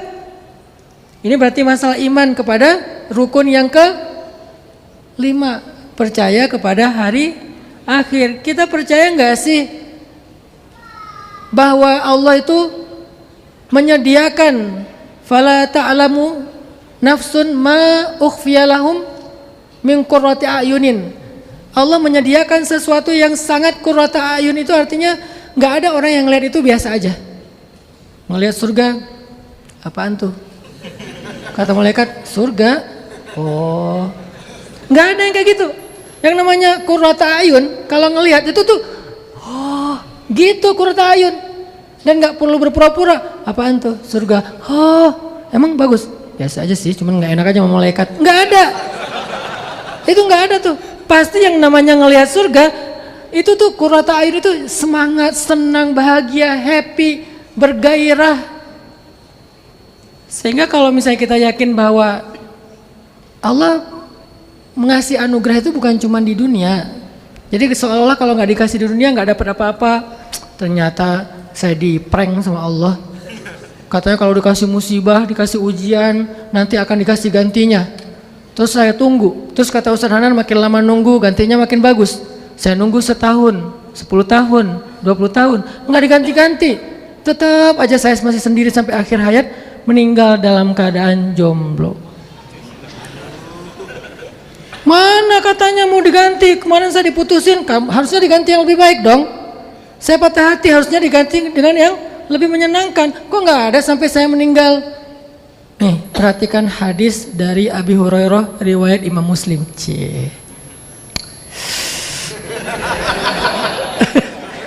Hadis Abu Hurairah riwayat Imam Muslim dengan derajat sahih. Tentang jomblo ya. Laisa fil jannati a'zab. Enggak ada di dalam surga itu jomblo fi sabilillah. Semua orang di dalam surga itu adalah berpasang-pasangan. Saya nanya nih, mau nikah di dunia atau di akhirat? Ada yang jawab, menikah di akhirat. Mau diaminin? Oh, Masya Allah, luar biasa. Sepertinya dia udah lelah. Saya nggak kuat lagi Ustadz dikecewakan di dunia. Mending saya nikah di akhirat aja. Nikah di akhirat itu lebih keren. WO-nya siapa? Malaikat. Wedding organizer-nya malaikat. Malaikat nyiapin segala macam, pelaminan, Terus bulan madunya kemana? Keliling surga. Kita bulan madu pengennya ke Kapadokia, it's my dream mas. Tapi nggak kecapean, nggak ada duit ya. Akhirnya bulan madu ke rumah tetangga. Nauzubillah, ngeri sekali ya. Bulan madunya cuman misalnya ke taman kota atau apa. Ini bulan madunya keliling surga. Yang kalau dikelilingi setahun itu belum sampai ke tengah, masih di pinggir. Luas banget, seluas langit-langit dan lebih luas daripada langit-langit dan bumi. Jadi kalau nggak dibalas di dunia, tenang deh. Makin lama dibalas, makin istimewa. Makin istimewa. Kalau nggak dibalas di dunia, ya berarti apa yang lebih istimewa daripada surga? Apa yang lebih istimewa daripada husnul khotimah? Apa yang lebih istimewa daripada nikmat kubur? Masih ingat dengan cerita Syekh Zaid bin Harun? Seorang ulama tabi'ut tabi'in. Ya, masih ingat ya kamu dia? Zaid bin Harun. Dia punya mata yang sangat indah. Ketemu sama muridnya, muridnya bertanya, "Ya Syekh, kemana mata Anda sebelah?" Pas muridnya ketemu pertama, matanya udah hilang sebelah, tinggal satu. Ketemu lagi kedua, setelah beberapa lama, matanya hilang lagi, dua. Tinggal nggak ada mata, buta. Lalu muridnya bertanya, "Ya Syekh, kemana kedua matamu yang indah?" Ma fa'alat tilkal ainan al-jamilatan. Apa yang terjadi kepada dua matamu yang indah itu? Zahabat bihima bukaul ashar. Kedua mataku itu telah hilang karena banyaknya menangis di waktu sahur. Menangis ngapain di waktu sahur? Menangisi dosa-dosa. Menghabiskan sisa usianya sebagai orang yang tidak bisa melihat. Lalu apa yang terjadi setelah Syekh ini meninggal? Muridnya bermimpi ketemu dengan beliau. Muridnya bertanya, "Hal ataka munkar wa nakir?" Apakah datang kepadamu malaikat munkar wa nakir? Beliau menjawab, "I wallah." Ya, datang kepadaku. Jadi jawab i wallah itu kalau diterjemahin, ya, semangat gitu. I wallah. Ya, datang kepadaku malaikat munkar wa nakir. Wa sa'alani man rabbuka, dan seterusnya. Dan keduanya bertanya kepadaku, siapa Tuhanmu, apa agamamu, apa kitabmu, siapa nabimu? Aku menjawab, ali mithli yus'al hadha? Apakah orang seperti aku masih perlu ditanya-tanya yang kayak gini? Wa ana u'allimuhu fi darid dunya, padahal aku mengajarkannya di dunia kepada orang-orang.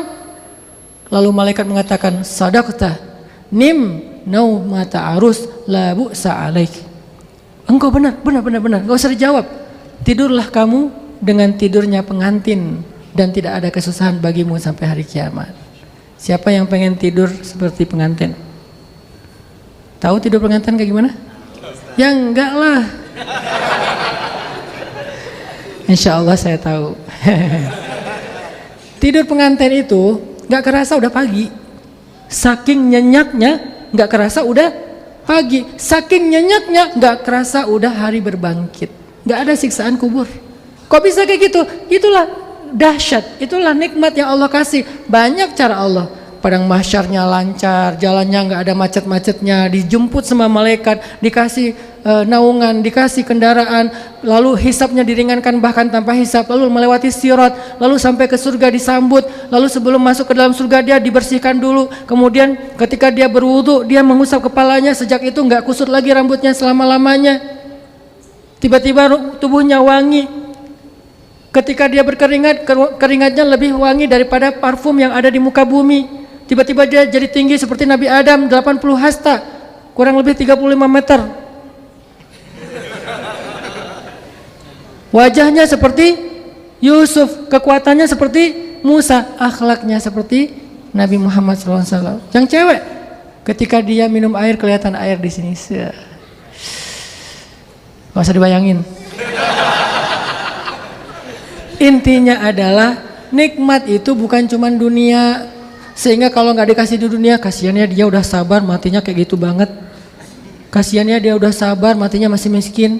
Kasihannya dia udah sabar matinya sakit. Kasihannya dia sabar matinya banyak masalah dan seterusnya. Allah memberikan yang lebih baik daripada dunia. Dunia itu ada batas, akhirat itu nggak ada batas. Jadi udah pasti Allah punya maksud baik. Itu aja yang kita pelajari. Baik, kita serahkan ke Kak Buni kalau ada. Biasa ya, Masya Allah, terima kasih para guru kita.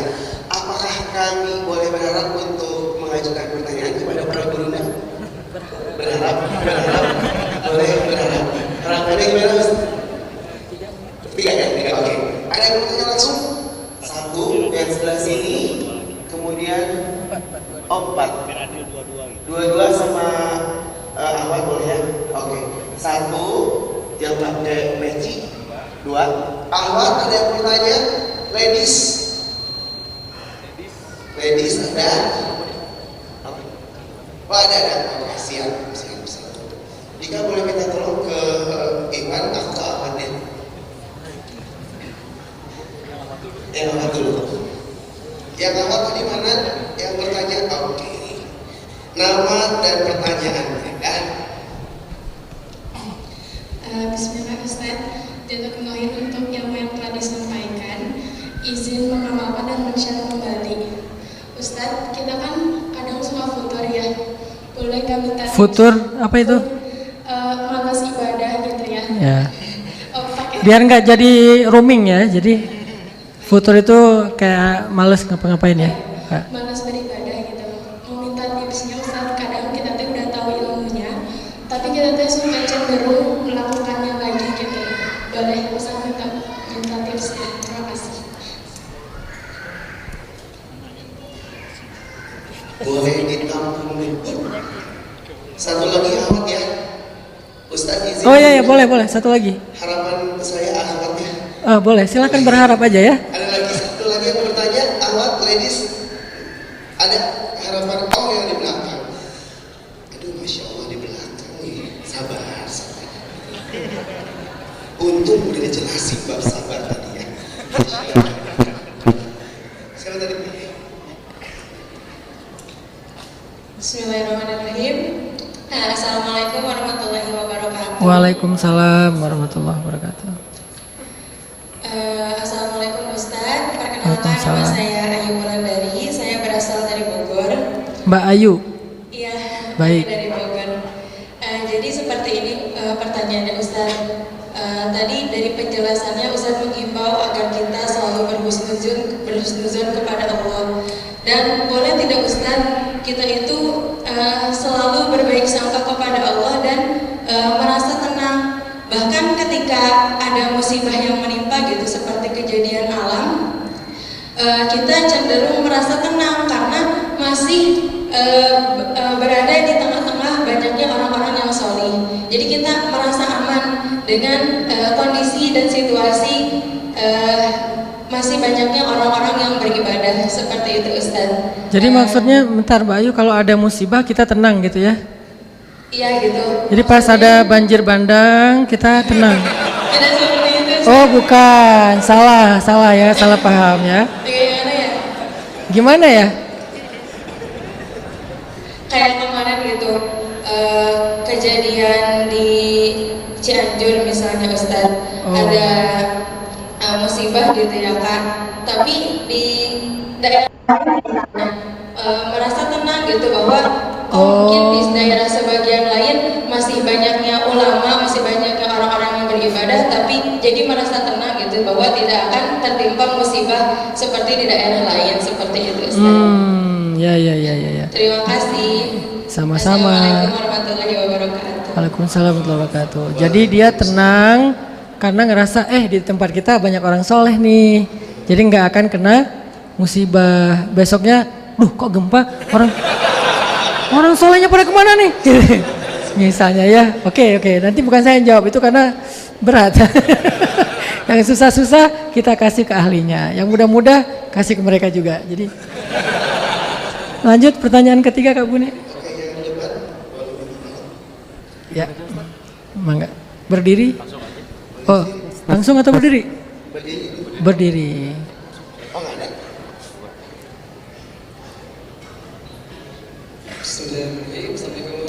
Waalaikumsalam warahmatullahi wabarakatuh. Saya Abdul dari Garut. Sebenarnya untuk pertanyaan udah terwakilkan sama si pertanyaan yang pertama. Ngapain nanya? Oh, ada ya. Oh iya, iya. Kirain kenapa udah terwakilkan masih nanya gitu kan? Hanya untuk mengatakan terima kasih ya gitu. Oh enggak ya, bercanda ya. Apa pertanyaannya? Oh nggak mau nanya. Oh. Tentang keajaiban istighfar, keajaiban doa, sama keajaiban husnudzon kepada Allah. Oh ya. Saya dulu sering dengerin ceramah Ustaz di YouTube gitu. Akun asli bukan? Akun asli nggak? Channel asli saya bukan? Oh luar biasa. Pokoknya yang lewat di FYP itu didengerin. Oh ya. Setelah lama dengan cerita Ustaz, terus mencoba menanamkan pada diri saya untuk berbanyak istighfar, berbanyak bersyukur kepada Allah, berbanyak berdoa, sampai pada akhirnya Allah mengabulkan salah satu doa saya, yaitu bisa umroh tanpa biaya sedikit. Masya Allah, tanpa biaya sedikit pun. Sampai kembali ke Indonesia pun saya tidak mengeluarkan biaya sedikit pun. Itu umroh asli. Ya siapa tahu gitu kan tidur. Hah, aku sudah umroh. Asli ya?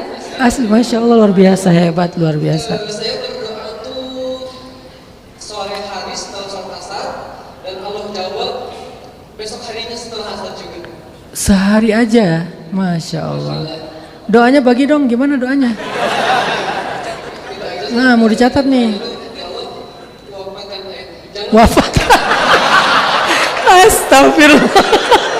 Ya Allah wafatkan. Untung saya nggak catat. Ya Allah wafatkan. satu doa itu, ya Allah jangan wafatkan aku sebelum Engkau izinkan aku untuk beribadah haji atau umroh. Oh gitu. Jangan wafatkan aku sebelum haji dan umroh. Sekarang udah ya.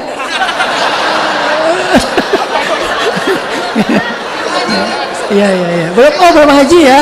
Ya Allah berikanlah rezeki haji kepada Furoda. Nggak pakai duit juga? Masya Allah luar biasa. Oh Masya Allah. Jadi mudah-mudahan ya ke semua gitu. Ya. Banyak berzikir, berbanyak berdoa, berbanyak bersyukur kepada Allah, terus berbanyak istighfar, karena pasti dari kita semua itu banyak dosa. Betul. Mudah-mudahan dengan husnul itu, dengan doa itu, dengan istighfar itu Allah mengabulkan banyak doa dari. Amin. Pasti. Hebat banget luar biasa. Siapa tadi namanya? Sampai lupa saya namanya. Abdul. Masya Allah Abdul. Semoga Abdul tahun depan dilancarkan ibadah hajinya. Dan dipanjangkan umur setelahnya. Amin. Ya, amin. Kan doa ya.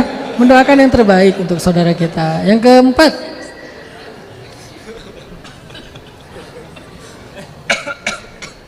Oh, ini jangan-jangan anggota lagi nih ya. Pecinya peci anggota. Assalamualaikum warahmatullahi wabarakatuh. Waalaikumsalam. Perkenalkan nama saya Heru Baharudin, asal saya dari Riau. Namanya siapa? Heru dari Riau ya. Yang ingin saya tanyakan Ustaz tentang STMJ. Sholat terus tapi maksiat tetap jalan. Tapi segala urusan masih banyak yang dipermudahkan oleh Allah. Apakah itu termasuk istighfar? Kayaknya tadi STMT deh. STMJ. Sholat terus tapi maksiat tetap jalan. Hah? Sholat terus maksiat jalan ya. Kalau sholat terus maksiat tetap jalan STMTJ. Boleh.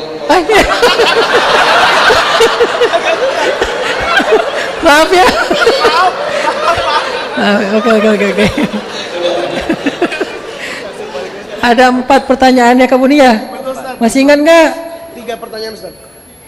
3 pertanyaan Ustaz. Oh 3 dan curhat. Ya. Yang pertama Tentang futur ya. Yang kedua tentang berbaik sangka kepada Allah dan merasa tenang walaupun musibah mengintai. oh karena ada ulama Ya. di sekelilingnya. Oke. Yang keempat STMTJ. Oke. Mau siapa duluan Ustaz? Janganlah, saya kan moderator. Ustaz Amri ya. Tafadhol Ustaz. Yang mana aja bebas di antara 3. Yang penting bukan yang nomor 3 karena itu bukan pertanyaan. Curhat ya. Baik kawan-kawan yang dimuliakan Allah, ya baik saya akan mencoba menjawab pertanyaan yang ditanyakan tadi tentang merasa tenang tapi orang lain kena musibah gitu ya. Ya, dan merasa bahwa ini karena banyak orang yang sholat atau banyak orang-orang yang alim atau orang soleh makanya tidak kena musibah. Emangnya pertanyaannya, kalau ada orang soleh pasti musibah itu nggak menimpa? Nah, hati-hati kadang ketika kita meyakini suatu hal tapi tidak komprehensif, kadang itu menjadikan kita salah secara etika nantinya. Pas kita mikir bahwa di sini semua banyak orang soleh, saya tinggal dekat rumah Ustadz Hanan, tapi kok saya kena juga nanti gitu. kalau ada musibah Ustadz Hanan nggak benar nih ya. Iya benar juga ya. Iya ada. Jadi gimana tuh? Nah, ada 3 kategori terkena musibah itu. Kata para ulama, yang pertama adalah orang yang suatu tempat kena musibah karena memang di situ orang berbuat jahat, maksiat. Yang kena orang yang berbuat maksiat itu semua kena. Ya. Kedua tempat, yang model yang kedua, maksiat terjadinya sebuah musibah di sebuah tempat, orang baiknya itu dipisah oleh Allah, yang jahatnya aja kena. Ya. Kemudian ini terjadi seperti terjadi dengan kejadian kaum Nabi Nuh, kaum Nabi Hud, kaum Nabi Lut, yang pengikutnya dipisahkan oleh Allah, yang kena hanya orang-orang yang berbuat maksiat, yang kafir. Kemudian ada juga musibah yang terjadi, orang baik kena musibah, yang jahat, yang kufur juga kena musibah, sama-sama kena. Sama-sama kena. Dan itu ditanyakan oleh Sayyidah Aisyah, ya Rasulullah, anahlak wa fina salihun. Ya Rasulullah, mungkinkah kita ini binasa, tertimpa musibah, sedangkan bersama dengan kita ada orang-orang soleh? Kata Nabi, ya, idza kathural khabas, kalau seandainya kejahatan, keburukan sudah merajalela, walaupun ada orang baik sekalipun di situ, orang soleh sekalipun di situ, kena semuanya. Waduh, jadi adanya orang soleh itu nggak bisa menyelamatkan kita? Enggak juga, nggak selalu demikian. Polanya itu nggak selalu demikian.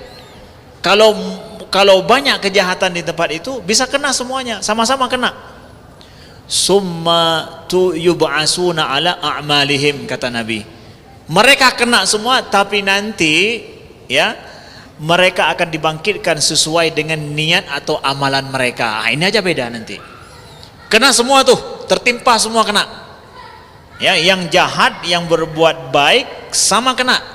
Tapi ketika dibangkitkan oleh Allah, yang baik ini meninggal, tapi meninggal diridhoi oleh Allah, dibangkitkan sesuai dengan niatnya dan amalannya. Ini aja nanti beda. Dibedakan kok sama Allah. Nah, begitu. Jadi begini pemahaman kita, harus komprehensif kita pahami sehingga tidak menyalahi. Kalau enggak sesuai dengan persepsi kita, kita buruk sangka nanti sama Allah. Hadza wallahu a'lam. Masya Allah, jadi lebih komprehensif ya, lebih menyeluruh ya. Walaupun kita berbaik sangka kepada orang salih, kehadiran mereka itu menjadi sebuah wasilah kebaikan, tetapi juga ada angle-angle lain yang perlu kita sempurnain. Jangan menyimpulkan sesuatu secara parsial. Supaya lebih komprehensif, bertanya dan belajar kepada ulama. Nah ini dilanjutkan oleh Ustadz Abu Huzaifah. Maka Ustadz mau memilih STMTJ atau memilih futur? Enggak.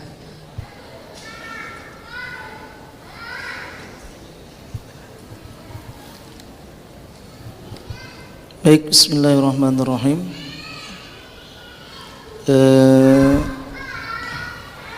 terkait dengan futur nanti mungkin bisa disempurnakan oleh Ustadz Hanan.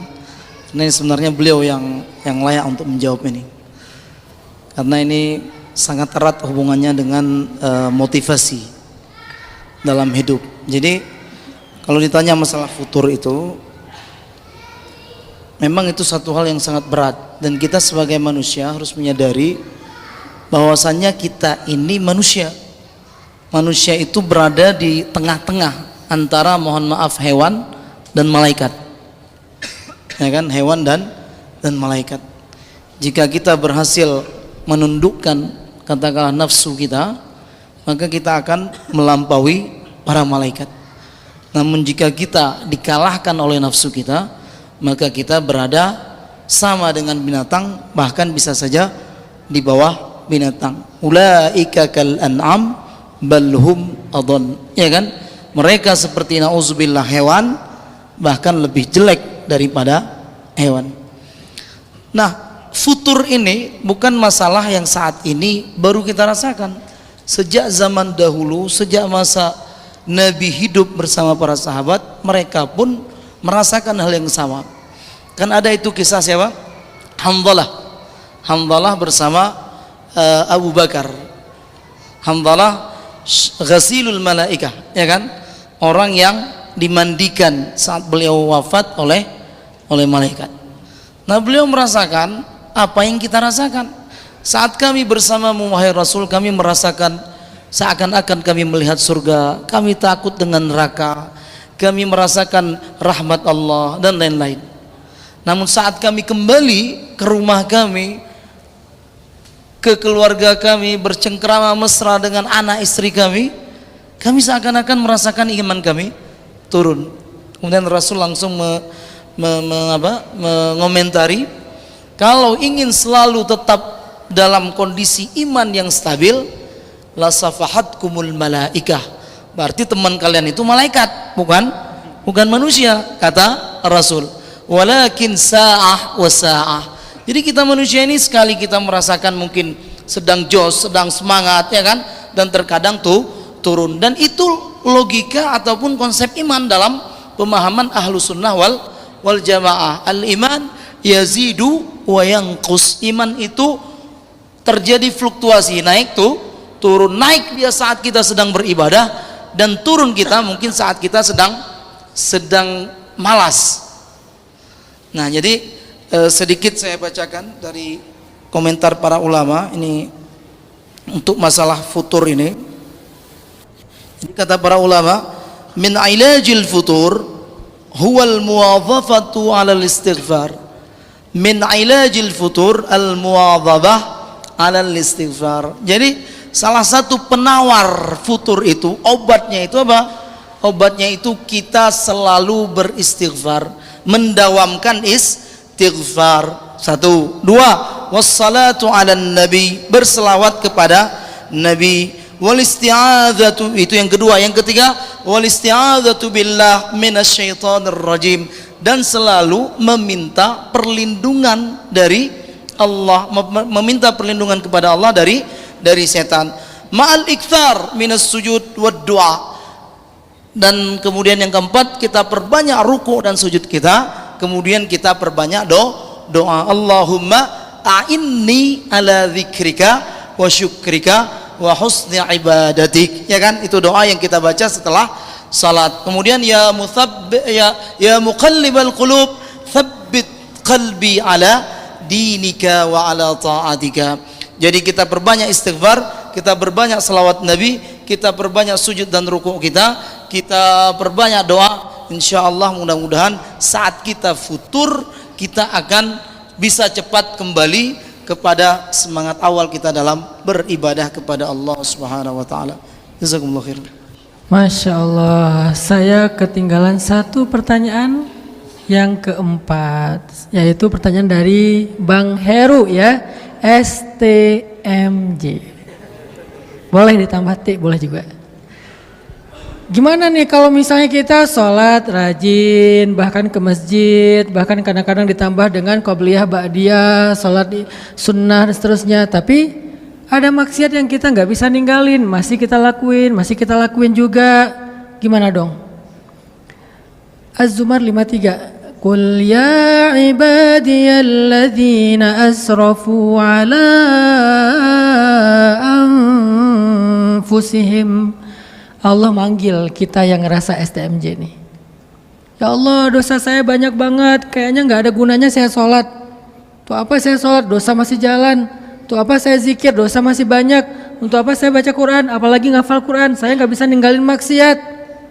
Gimana dong, saya udah terlalu melampaui batas. Allah panggil dengan panggilan yang lembut. Allah nggak bilang, wahai orang-orang yang muznib, wahai orang-orang yang asi, wahai orang-orang yang rendah. Tapi Allah panggil, Qul ya ibadi, wahai hamba-hambaku. Allah mengakui kita sebagai hamba, padahal kita nggak pernah menghamba. Karena hamba itu kan harusnya patuh kan? Kita nggak patuh sama Allah, nggak patuh masih dipanggil hamba. Bukan pengkhianat, bukan ahli dosa. Ya ibadi, kata Allah, wahai hamba-hambaku, alladzina asrafu ala anfusihim, yang siang malamnya melakukan dosa, yang setiap hari bahkan dah berpuluh-puluh tahun melakukan dosa, yang gak ada satu dosa pun yang tidak dia lakukan. Asrafu, udah lebih daripada normalnya. Apa kata Allah? La taqnatu min rahmatillah. Jangan putus asa dari rahmat Allah.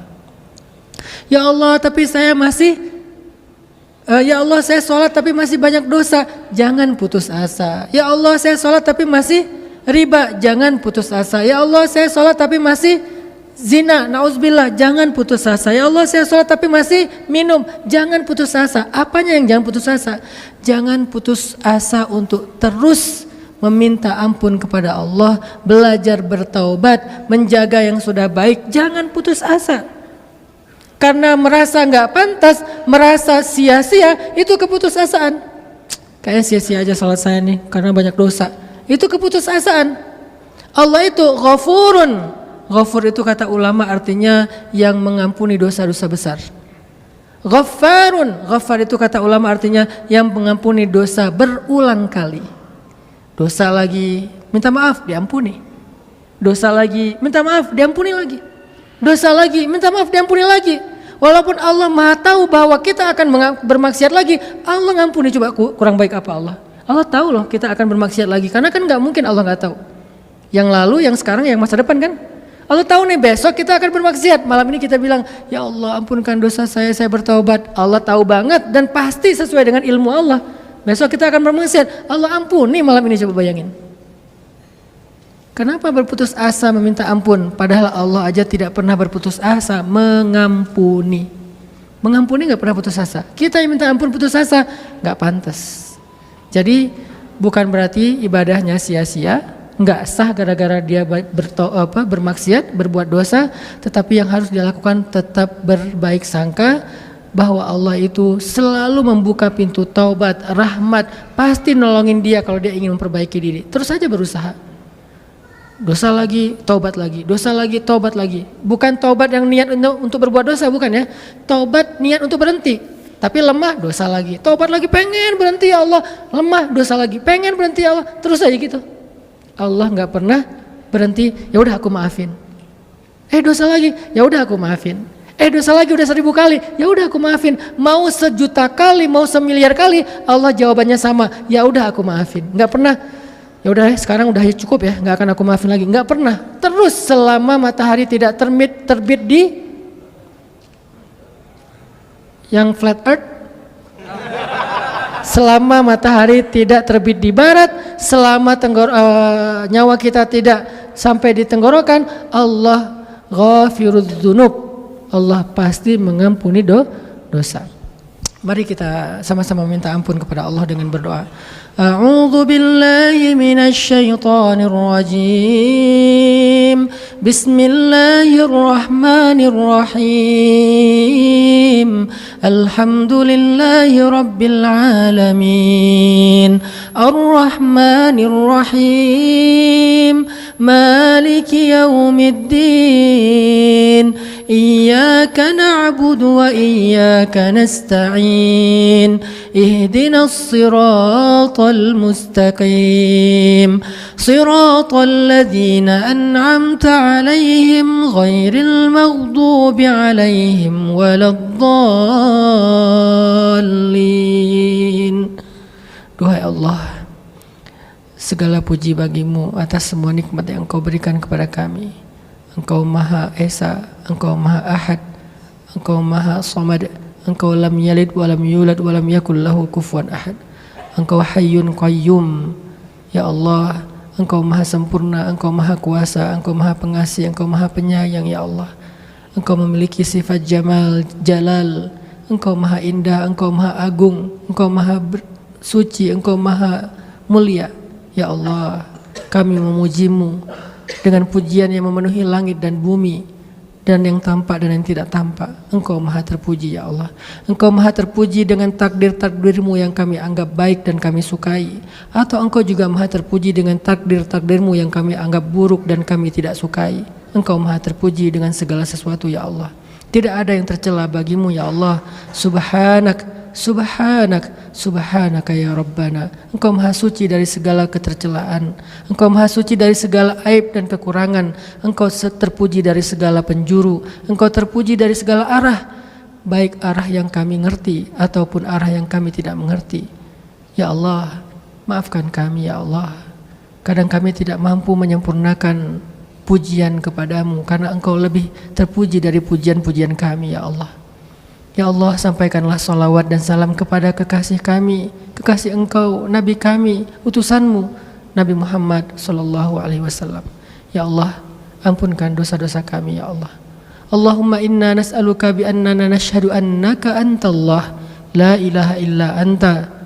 Ya Allah, kami memohon kepadamu bahwasanya kami bersaksi tidak ada ilah yang patut disembah selain Engkau ya Allah. Engkau Ar-Rahman, farhamna ya Rahman. Engkau Ar-Rahim, irhamna ya Rahim.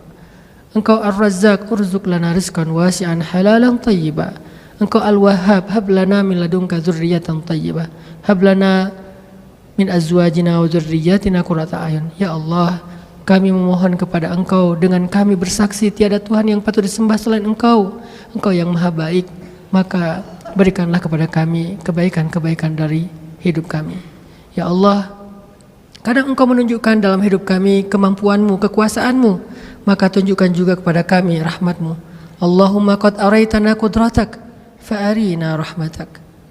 Allahumma ya hayyu ya qayyum, ya hayyu ya qayyum, ya hayyu ya qayyum, birahmatika nastaghis, irhamna ya Rahman, irhamna ya Rahim, irhamna ya wasi'ar rahmah, ighfir lana ya Ghaffar ya Ghafur, ighfir lana wali walidayna warhamhuma kama rabbayana shighara. Ya Allah, jadikanlah apa yang kami dengar malam ini sebagai ilmu, sebagai fikhu, sebagai fahmu, sebagai rusydu, sebagai hikmah di dalam hati kami dan kehidupan kami ya Allah. Jangan biarkan apa yang kami dengar hanya sekedar wawasan, apalagi jadi bahan perdebatan. Ya Allah, bimbing kami, bimbing hati kami, bimbing pikiran kami untuk selalu meyakini kebenaran dan kesempurnaan-Mu, kebaikan-Mu, walaupun terkadang kami tidak mengerti. Ya Allah, jangan biarkan kebodohan membuat kami salah sangka kepadamu. Jangan biarkan kebodohan membuat kami benci kepadamu. Jangan biarkan kebodohan membuat kami berburuk sangka kepadamu. Jangan biarkan kebodohan membuat kami ragu kepadamu. Jangan biarkan kebodohan membuat kami berputus asa kepadamu. Rabbana atina fid dunya hasanah wa fil akhirati hasanah wa qina adzaban nar wa adkhilnal jannata ma'al abrar ya aziz ya ghaffar ya rabbal alamin. Barakallahu fikum. Wassalamualaikum warahmatullahi wabarakatuh.